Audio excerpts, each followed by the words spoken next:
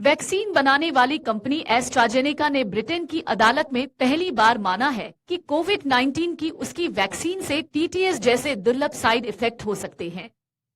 TTS यानी थ्रोम्बोसिटोपेनिया syndrome शरीर में खून के थक्के जमने की वजह बनती है। इससे पीड़ित व्यक्ति को स्ट्रोक, हृदय गति थमने जैसी गंभीर समस्याएं हो सकती हैं। ब्रिटेन के हाईकोर्ट में पेश दस्तावेजों में एस्ट्राजेनेका ने साइड इफेक्ट्स की बात कबूल की है। हालांकि वैक्सीन से होने वाले साइड इफेक्ट्स को स्वीकार करने के बाद भी कंपनी इससे होने वाली बीमारियों या बुरे प्रभावों के दावों का विरोध कर रही है।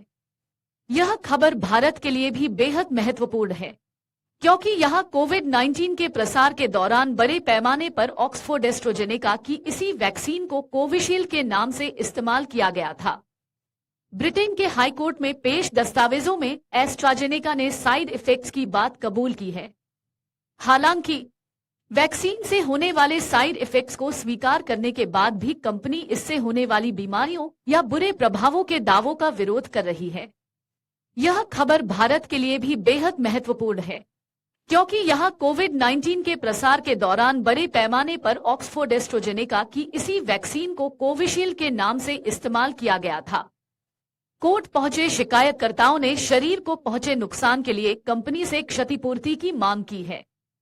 खास बात यह है कि ब्रिटेन ने इस वैक्सीन पर अब सुरक्षा कारणों से रोक लगा दी है। कंपनी के इस स्वीकारोक्ति के बाद अब मुआवजा मांगने वालों की संख्या भी बढ़ सकती है।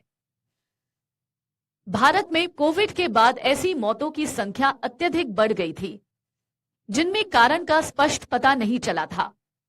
इनमें से अधिकांश को किसी न किसी शारीरिक समस्या से जोड़कर देखा गया और सरकार व स्वास्थ्य जगत ने यह कभी नहीं माना कि कोविड वैक्सीन के साइड इफेक्ट्स के कारण ऐसा हो सकता है।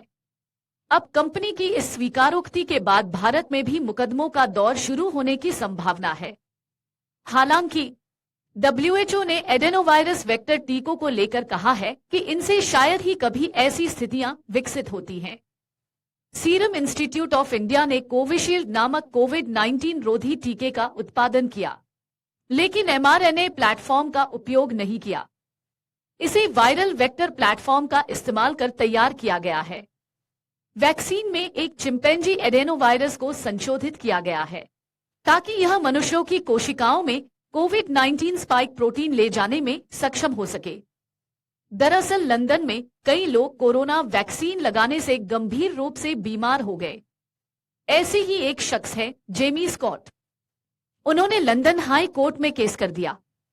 एस्ट्राजेनेका वैक्सीन लगवाने के बाद उनका ब्रेन डैमेज हो गया था। अब कोर्ट के सामने एस्ट्राजेनेका कंपनी ने साइड इफेक्ट की बात स्वीकार कर ली है। ब्रिटिश कोर्ट में कंपनी ने पहली बार माना है कि उसकी वैक्सीन लगाने से खून के थक्के जमने, क्लॉटिंग जैसे दुष्प्रभाव हो सकते हैं।